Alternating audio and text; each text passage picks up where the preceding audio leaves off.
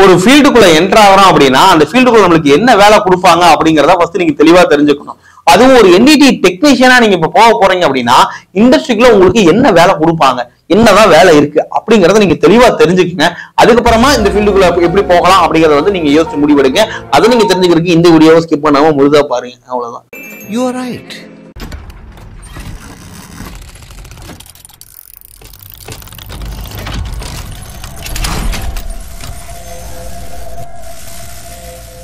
Welcome friends, உங்கள் KK எம்இசில இருந்து. என்ன அப்படின்னா இந்த என்டிடி டெக்னீஷியன், இந்த என்டிடி அப்படிங்கிற ஒரு பார்ட் வந்து பாத்தீங்கன்னா நம்ம காலமா நம்ம கேள்விப்பட்டே இருக்கோம், நம்ம சேனல்லையும் நிறைய வீடியோ போட்டிருக்கோம். உண்மையாவே இந்த என்டிடி டெக்னீஷியனா இருக்கிறவங்களுக்கு இண்டஸ்ட்ரிக்குள்ள என்ன வேலை கொடுப்பாங்க, ஏன்னா இது தெரியணும் இல்லையா? ஏன்னா இந்த இமேஜினே இல்லாம என்டிடி படிக்க போறேன், அது எனக்கு செட் ஆகும், ஏன்னா இது தெரிஞ்சுக்காம ஒரு விஷயம் நம்மளுக்கு செட் ஆகுமா இல்லையானே தெரியாம அதுக்குள்ள போறேன்னு போறது பேனு. தயவுசெய்து அப்படிலாம் போகாதீங்க, சரியா? சோ உங்களுக்கு வந்து பாத்தீங்க அப்படின்னா என்னன்னா இந்த ஃபீல்டுக்குள்ள இதான் வேலை அப்படிங்கறது தெரிஞ்சிச்சுன்னா அதுக்கப்புறமா அதுக்குள்ள போலாமா வேண்டாமான்னு யோசிங்க, சரியா? மொட்டையா சும்மா நான் போறேன்னு சொல்லிட்டு போயிட்டு ஒரு மாசத்துல வேலை பிடிக்கல, ஐயோ இந்த வேலையா, ஐயோ பாய்லருக்குள்ள போகணுமா, ஐயோ வேலை செய்யற இடத்துல நினைச்சா தாங்க ரொம்ப கஷ்டமா இருக்கு, அப்படிலாம் புலம்ப கூடாது, ஓகேவா? சோ இதுல என்ன வேலை இருக்குன்னு ஃபுல்லா தெரிஞ்சுக்குங்க. இதுல இப்படிதான் வேலை, இப்படிதான் இருக்கும் நான் சொல்றேன். இதெல்லாம் உங்களுக்கு செட் ஆகும்னா அதுக்கப்புறமா நீங்க ஃபீல்டுக்குள்ள என்டர் ஆகலாம். Okay, coming to the point. என்ன அப்படின்னா என்டிடி டெக்னீஷியன். இந்த என்டிடி டெக்னீஷியனுக்கு வந்து பாத்தீங்க அப்படின்னா ஜாப் ஆப்பர்ச்சுனிட்டிஸ் எந்தெந்த ஃபீல்ட்லாம் இருக்கும், எங்கெங்கெல்லாம் நம்ம வேலைக்கு போக முடியும் அப்படிங்கறத வந்து ஃபர்ஸ்ட் தெரிஞ்சுக்கோங்க. Automobile, manufacturing, oil and gas, power plant, ship building, aerospace industries, அவ்வளவுதான். எல்லா மெக்கானிக்கலையும் கவர் பண்ணிட்டோம்னு நினைக்கிறேன். ஸோ மெக்கானிக்கல் இண்டஸ்ட்ரிக்குள்ள எல்லாத்துலயுமே நீங்க என்டிடி படிச்சா உங்களுக்கு வேலை இருக்கும், எந்த கம்பெனில வேணாலும் வேலை இருக்கும். இது இல்லாம தேர்ட் பார்ட்டி இன்ஸ்பெக்ஷன் சொல்லுவோம், இந்த ஃபீல்டுக்குள்ள அங்கேயே வேலை இருக்கும். பட் நீங்க போய் வேலை செய்யற இடம் இது நான் சொன்ன ஏதோ ஒரு இடத்துல தான் இருக்கும், சரிங்களா? பட் தேர்ட் பார்ட்டி இன்ஸ்பெக்ஷன் சொல்லுவாங்க, சர்வீஸ் ரிலேட்டட் இண்டஸ்ட்ரி, அது இன்ஸ்பெக்ஷன் மட்டும் பண்ணி கொடுக்குற இண்டஸ்ட்ரி. இந்த மாதிரி இண்டஸ்ட்ரியில தான் பெயிண்ட் டெக்னீஷியனுக்கு வேலை இருக்கும். இப்போ உதாரணத்துக்கு நான் வந்து பாத்தீங்கன்னா ஒரு மேனுஃபேக்சரிங் இண்டஸ்ட்ரியிலயோ ஒரு ஆட்டோமொபைல் இண்டஸ்ட்ரியிலயோ நீங்க டெக்னீஷியனா வேலைக்கு போறீங்கன்னா உங்களுக்கு என்ன வேலை கொடுப்பாங்க அப்படின்னா, இப்போ ஒரு ஆட்டோமொபைல் கம்பெனிக்கு போறீங்க. ஆட்டோமொபைல் கம்பெனிக்கு போனா ஒரு கீர் வீல் மேனுஃபேக்சர், கீர் வீல் எல்லாம் பண்றாங்க. அந்த கீர் வீல் மேனுஃபேக்சர் பண்ற கம்பெனில உங்களுக்கு வந்து செக் பண்ண சொல்றாங்க.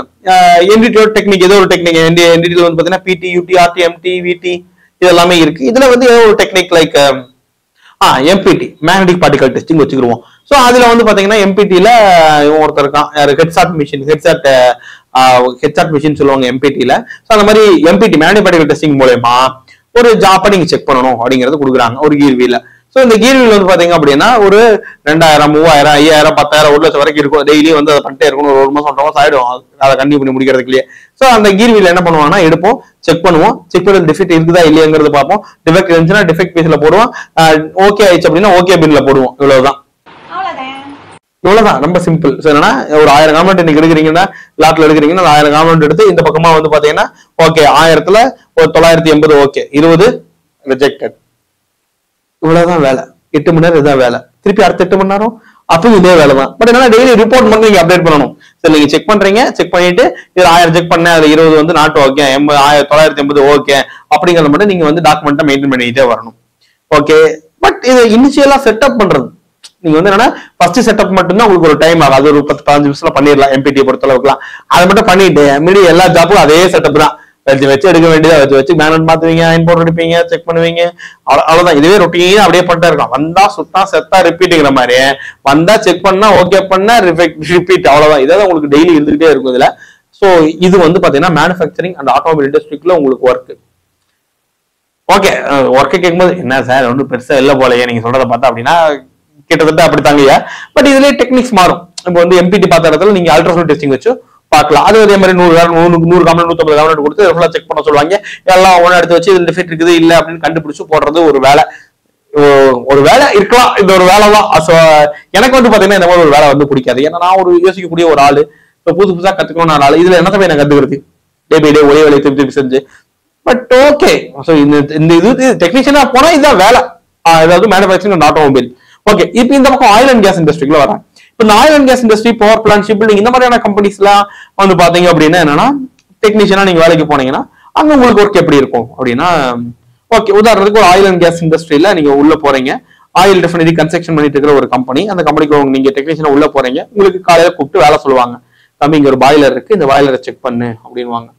பாய்லர்ல எங்கெங்கெல்லாம் வெல்டு இருக்கோ அந்த வெல்டு எல்லாம் மார்க் பண்ணி கொடுத்து இது எல்லாமே நீங்க செக் பண்ணுங்க, யூடி பண்ணுங்க, அப்படி இல்லைன்னா அப்படின்னா எம்பிடி பண்ணுங்க, ஏதோ ஒரு டெக்னிக் அதை அவங்களே சொல்லிடுவாங்க. ஸோ உதாரணத்துக்கு அங்க யூடி பண்ண சொல்றாங்க அப்படின்னா நீங்க உட்காந்து அதுக்கான செட்டப் பண்ணி அந்த பாய்லர் ஃபுல்லா நீங்க அல்ட்ராசவுண்ட் டெஸ்டிங் பண்ணிட்டு இந்த இதெல்லாம் டிஃபெக்ட் இருக்கோ அதெல்லாம் நீங்க மார்க் பண்ணி கொடுத்து அதுக்கான ரிப்போர்ட் கொடுக்கணும். ஓகேவா? சரி, இது செய்யறதுக்கு உங்களுக்கு ஒரு அரை நாள் ஆகுதுன்னு வைப்போம். அரை நாள் 4 மணி நேரம் ஆயிடுது. ஓகே, அடுத்து என்ன பண்ணுவீங்க? திருப்பி அதே பாய்லர் கொடுக்க போறாங்களா? அடுத்து தம்பி அங்க வந்து பாத்தீங்க அப்படின்னா பைப் லைன் இருக்குது. பைப் லைன்ல எங்கெல்லாம் எந்தெந்த ஜாயிண்ட்லாம் நீங்க செக் பண்ணணும் அப்படிங்கிறத டிராயிங்ல மார்க் பண்ணிருக்கேன். ஸோ இந்த டிராயிங்கை வச்சு நீங்க அதை டெஸ்ட் பண்ணி கொடுங்க அப்படின்னு வாங்க. ஸோ இப்போ நீங்க என்ன பண்ணணும்? இந்த டிராயிங்கை பார்த்து அங்க போய் பைப் லைனுக்கு இதே செட்டப் அங்க போட முடியாது. என்ன வேற பைப் லைன், வேற திக்னஸ், வேற மாதிரி செட்டப் போடணும். அப்ப செட்டப்பை நீங்க மாத்தணும். மாத்திட்டு அதுக்கு தகுந்த மாதிரி நீங்க எல்லாம் ரெடி பண்ணி திருப்பி அதை நீங்க செக் பண்ணுவீங்க. அடுத்து அந்த பைப் லைன் முடிஞ்சிச்சு, அடுத்து ஒரு வால்வு வரும்.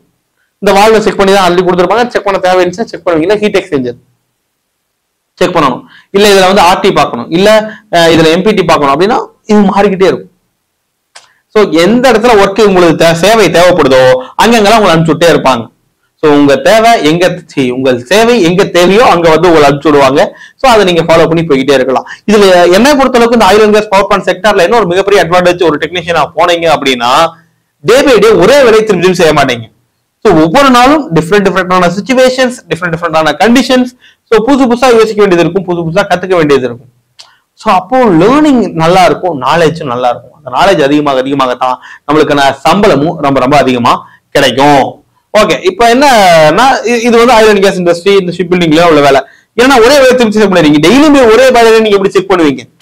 அதே மாதிரி வந்து பாத்தீங்கன்னா இதுல உருவாக்கக்கூடிய பொருளும் வந்து பாத்தீங்க அப்படின்னா இந்த பாய்லரே மேனுஃபேக்சரிங் கம்பெனிக்கு நீங்க வேலைக்கு போறீங்க அப்படின்னாலும் டெய்லியும் பாய்லர் செக் பண்ணிட்டே இருக்க முடியாது. ஏன்னா ஒவ்வொரு நாள் ஒவ்வொரு மாதிரி இருக்கும் உங்களுக்கு ஒர்க்கு. ஏன்னா ஒரு ப்ராஜெக்ட் முடிக்கிறதுக்கே கிட்டத்தட்ட வந்து பாத்தீங்கன்னா ஒரு 45 to 60 நாள் ஆயிடும். ஒரு நல்ல பெரிய பாய்லர் செய்யறாங்கன்னா 60 நாளுக்கும் ஒரே டெஸ்டிங் பண்ணுவீங்கன்னா இல்ல, ஒவ்வொரு ஸ்டேஜ்லயும் ஒவ்வொரு மாதிரி இருக்கும். ஒரு இடத்துல யூடி பண்ணணும், ஒரு இடத்துல பிடி பண்ணணும், ஒரு இடத்துல ஆர்டி பண்ணணும், இதுல எம்பிடி பண்ணணும். ஒவ்வொரு இடத்துல ஒவ்வொரு மாதிரி பண்ண டிஃப்ரெண்டான கேசஸ் சினாரியோஸ் உங்களுக்கு கிடைக்கும். இந்த சினாரியோஸ் உங்களுக்கு நல்ல நாலேஜ் கெயின் ஆகும். ஓகேவா? இதான் ஒரு என்டிடி டெக்னீஷியனா இண்டஸ்ட்ரிக்குள்ள போனா உங்களுடைய வேலை.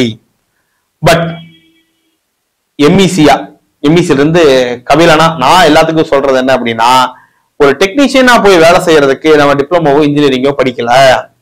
ஏன்னா நான் யோசிக்கிறது என்னன்னா ஒரு கியூசி இன்ஜினியரா தான் போய் வேலை பார்க்கணும் அப்படிங்கறத என்னுடைய கருத்து. இப்ப இதே ஆயில் அண்ட் கேஸ் இண்டஸ்ட்ரிக்குள்ள நீங்க ஒரு கியூசி இன்ஜினியர் உங்களுக்கு இன்ஸ்ட்ரக்ஷன் கொடுத்தாரு இல்லையா, தம்பி அங்க யூடி பாரு, தம்பி அங்க எம்பிடி பாரு, இந்த பாய்லர் செக் ஒருத்தர் கொடுத்தாரு இல்லையா, he is a QC engineer. அந்த ஒரு ரோலுக்கு தான் ஒரு இன்ஜினியரா போகணும் அப்படிங்கறத நாங்க யோசிக்கிறோம். பட் யோசிச்சு பாருங்களேன், அவருக்கு நீங்க வந்து ஒரு இடத்துல மார்க் பண்ணி கொடுத்துருவீங்க, செங்கலா டிஃபெக்ட் இருக்குன்னு மார்க் பண்ணி கொடுத்துட்டீங்கன்னா அந்த டிஃபெக்ட ஓகே பண்ணலாமா, இல்ல ரிஜெக்ட் பண்ணலாமா, இல்ல ரீவொர்க் பண்ணி திருப்பி யூஸ் பண்ணலாமா அப்படிங்கறது எல்லாத்தையுமே சொல்லக்கூடியது யாரு அப்படின்னா அவரு QC, அவரு தான். சோ அவருக்கு தான் இது வந்து பாத்தீங்கன்னா ரொம்ப ரொம்ப நல்லா தெரியும். ஓகேங்களா? சோ அப்போ இதுதான் இங்க விஷயமே. அப்ப நான் என்னோட ரெக்கமெண்டேஷன் ஒரு QC இன்ஜினியரா நீங்க ஃபீல்டுக்குள்ள போறதுதான் எனக்கு வந்து பாத்தீங்கன்னா என்னோட ரெக்கமெண்டேஷனா இருக்குது. பட் டெக்னீஷியனா நீங்க வேலைக்கு போறோம்னா இதான் உங்க வேலை. இந்த வேலை உங்களுக்கு ஓகேவா? இந்த வேலையில வந்து பாத்தீங்கன்னா பாய்லருக்குள்ள போய் செய்யணும் இருக்கும், ஹீட் இருக்கும், நீங்க ஆட்டோ இண்டஸ்ட்ரி பண்ணணும், நின்றுட்டே திருப்பி ஒரே வேலையை பார்த்துட்டு இருக்கிற மாதிரி இருக்கும், ரிப்பீட்டடா அதே வேலையா இருக்கும். உங்களுக்கு ஓகேவான்னு பாருங்க. ஷிஃப்ட் ரொட்டேஷனல் ஷிஃப்ட் வரலாம். பட் ஆயில் அண்ட் கேஸ் இண்டஸ்ட்ரியில மேக்ஸிமம் ரொட்டேஷனல் ஷிஃப்ட் இருக்கிறதுக்கான வாய்ப்புகள் இருக்குது. ரொட்டேஷனல் ஷிஃப்ட்ஸ் இருக்கும், ஓவர் டைம்ஸ் பார்க்க சொல்லுவாங்க. சில தேர்ட் பார்ட்டி இன்ஸ்பெக்ஷன்ல நீங்க வேலைக்கு போனீங்க அப்படின்னா நாடு விட்டு நாடு கண்ட மாறிக்கிட்டே இருக்கணும். எஸ், ஒரு சைட் முடிஞ்சோடனே அந்த சைட்டுக்கு மாத்திக்கிட்டே இருப்பாங்க. இங்க 20 நாள், இங்க ஒரு 10 நாள், இங்க ஒரு மாசம், அங்க ஒரு 4 மாசம், இப்படி மாத்தி ஒவ்வொரு லொகேஷனுக்கும் டிராவல் பண்ற மாதிரி இருக்கும். சோ இதெல்லாம் அப்படி உங்களுக்கு ஓகேவா அப்படிங்கறத நீங்க பாருங்க. இதெல்லாம் உங்களுக்கு ஓகேனா மட்டும் இந்த ஃபீல்ட சூஸ் பண்ணி இந்த ஃபீல்டுக்குள்ள போய் என்டிடி கோர்ஸ் படிச்சு அப்புறம் டெக்னீஷியன் ஆயிடுங்க. ஒரு மனுஷன் எதையாவது பண்ணி முன்னுக்கு வரலாம்னு பார்த்தா கால் வைக்கிற இடமெல்லாம் கண்ணி விடி வைக்கிறாங்களே. It's up to you. So இது சம்பந்தமா உங்களுக்கு டவுட் இருக்குது அப்படின்னா நீங்க எங்கிட்ட பேசணும் அப்படின்னா கீழே டிஸ்கிரிப்ஷன்ல நம்பர் வச்சிருக்கோம், அந்த நம்பரை கான்டாக்ட் பண்ணி நீங்க உங்க டவுட்ஸை கிளாரிஃபை பண்ணிக்க முடியும். அதுக்காக நாங்க காசு வாங்க போறது கிடையாது. அதே வந்து என்ன நீங்க வேலை எதுவும் தேடிட்டு வரீங்க அப்படின்னா கீழே டிஸ்கிரிப்ஷன்ல ஜாப் அப்ளிகேஷன் லிங்க் வச்சிருக்கேன், ஜஸ்ட் லிங்க் கிளிக் பண்ணுங்க, அப்ளை பண்ணுங்க. சோ உங்களுக்கு நாங்களே டைரக்டா கான்டாக்ட் பண்ணி உங்களுக்கான ஜாப் ஏற்பாடு பண்ணி கொடுக்கறதுக்கு எங்களால முடிஞ்ச அளவுக்கான முயற்சிகளை நாங்கள் செய்து கொடுக்கிறோம். அடுத்தபடியாக அவ்வளவுதான். Thank you so much. Can you catch my point? Tell me. கேட்ச்பா. It's nice, no? வரட்டா மாமே.